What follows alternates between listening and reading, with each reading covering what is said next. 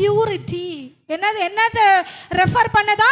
Purity, சுத்தத்தை அதை வந்து ஒப்பிடப்படுகிறது. வெள்ளினா என்னது?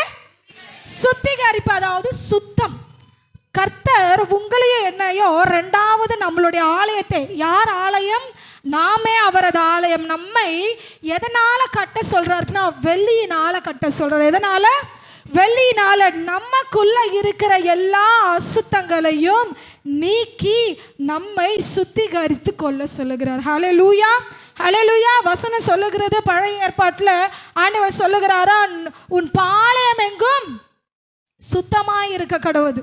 அப்பொழுது ஆண்டவர் உங்களுக்கு இன்றைக்கு உங்களை சுத்தம் பண்ணிக்கொள்ளுங்கள், கர்த்தர் நாளைக்கு உங்கள் நடுவிலே அற்புதங்களை செய்வார் என்று வேத வசனம் சொல்கிறது. அப்போ இன்னைக்கு நீங்களும் நானும் நம்மை சுத்திகரித்து கொள்ளும் பொழுது, நம்மை சுத்தப்படுத்தி கொள்ளும் பொழுது, நம்மளுடைய பேச்சில் சுத்தம், நம்மளுடைய பார்வையில் சுத்தம், நம்மளுடைய நடக்கையில் சுத்தம், உடையில சுத்தம், எல்லாவற்றிலும் நம்ம சுத்திகரித்து கொள்ளும் பொழுது நாம் அவருடைய ஆலயமாய் இன்னும் கொஞ்சம் கட்டப்படுவோம். ஹல்லேலூயா, ஹல்லேலூயா. சொல்லுகிறது, சுத்தத்தை கர்த்தர் விரும்புகிறார். உன் பாளையம் எங்கும் சுத்தமாக இருக்க கடவுது.